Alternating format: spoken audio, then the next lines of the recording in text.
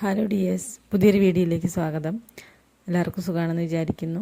അപ്പോൾ ഇന്നത്തെ എൻ്റെ വീഡിയോ നല്ലൊരു കറിയാണ്. അപ്പോൾ നമുക്ക് കറി എന്ന് പറയാൻ പറ്റില്ല, നമുക്ക് പെട്ടെന്ന് ഉണ്ടാക്കാൻ പറ്റിയിട്ടുള്ളൊരു ടേസ്റ്റി ആയിട്ടുള്ളൊരു റെസിപ്പി.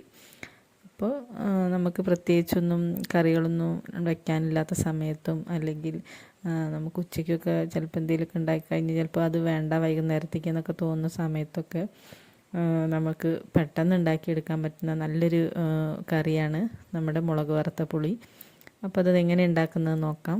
അപ്പോൾ അതിനായിട്ട് ആദ്യം ഞാനിത് എത്രയും പുളി നട്ട് വെച്ചിട്ടുണ്ട്. ഒരു 2 പുളിങ്ങയോളം ഉണ്ടാവും എല്ലാം കൂടെ. അതിങ്ങനെ വെള്ളത്തിലിട്ട് കുതിർത്തി നമ്മളൊന്ന് പിഴിഞ്ഞ് വയ്ക്കുക. അതിന് ശേഷം കുറച്ച് ചെറിയ ഉള്ളി, ഒരു 5-6 അല്ലി, കുറച്ച് വലിയ കാരണം ഞാൻ വലുതായത് കാരണം കുറച്ച് ഇങ്ങനെ 5-6 എടുത്തിട്ടുണ്ട്. പിന്നെ ഒരു 5-8 അല്ലി വെളുത്തുള്ളി, ഒരു പച്ചമുളക്, 2 വറ്റൽമുളക്, അതുപോലെ തന്നെ ഒരു 2 കറിവേപ്പില.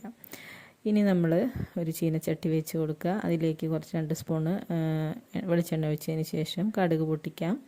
ഒരു 1/4 ടീസ്പൂണോളം മതി. പിന്നെ നമ്മൾ വറ്റൽമുളക് ഇതിലേക്ക് പൊട്ടിച്ചിട്ട് കൊടുക്കാം.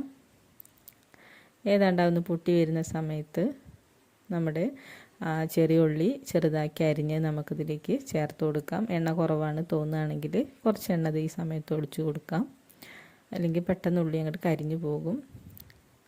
ഇനി ഇത് നന്നായിട്ടൊന്ന് അങ്ങോട്ട് വഴറ്റി കൊടുക്കാം. ഏതാണ്ടൊന്ന് വഴന്ന് വരുന്ന സമയത്ത് ബ്രൗൺ കളറൊന്നും ആവേണ്ട, അതിൻ്റെ മുമ്പ് തന്നെ നമ്മുടെ വെളുത്തുള്ളി ചെറിയ പീസാക്കിയത് നമ്മളിതിലേക്ക് ഇട്ട് കൊടുക്കാം. പിന്നെ അതും കൂടെ കൂട്ടി നമ്മൾ നന്നായിട്ടൊന്ന് വഴറ്റിയെടുക്കാം. അതുപോലെ തന്നെ ഈ സമയത്ത് പച്ചമുളകും ചേർത്ത് കൊടുക്കാം. നമുക്ക് എരിവ് കൂടുതൽ വേണമെന്നുണ്ടെങ്കിൽ കുറച്ചും കൂടി ചേർക്കാം. പിന്നെ കറിവേപ്പില നമ്മൾ ചേർത്ത് കൊടുത്ത് നന്നായിട്ടൊന്ന് വഴറ്റിയെടുക്കാം. ഉപ്പും അതുപോലെ തന്നെ ഈ സമയത്ത് ആവശ്യത്തിനുള്ള ചേർത്ത് കൊടുക്കാം. അതായത് പെട്ടെന്ന് ആ ഉള്ളിയൊക്കെ ഒന്നിട്ട് വഴന്ന് കിട്ടിക്കോളും.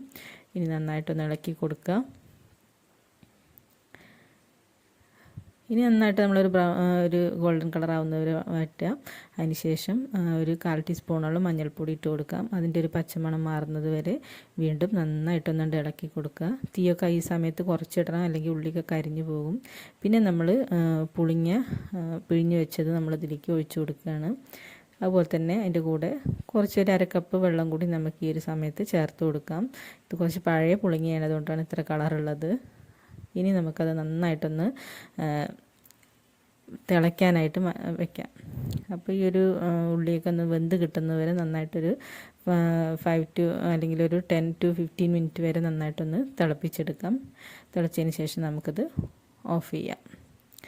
പിന്നെ നമുക്കത് പ്ലേറ്റിലേക്ക് മാറ്റാം. ഉപ്പ് കുറവാണ് തോന്നുകയാണെങ്കിൽ ഇത് കുറച്ച് ഉപ്പും കൂടി ഈ സമയത്ത് ഇട്ട് കൊടുക്കാം. അപ്പോൾ നമുക്ക് വല്ല ഉണക്കമീൻ വറുത്തത് എന്തെങ്കിലുമൊക്കെ ഉണ്ടെങ്കിൽ ഈ ഒരു കറിക്ക് നല്ല ടേസ്റ്റാണ്. ചോറ് നമുക്ക് തന്നെ ഇറങ്ങിപ്പോയിക്കോളും. അപ്പോൾ നല്ലൊരു റെസിപ്പിയാണ്, എല്ലാവരും ട്രൈ ചെയ്യുക. Thank you.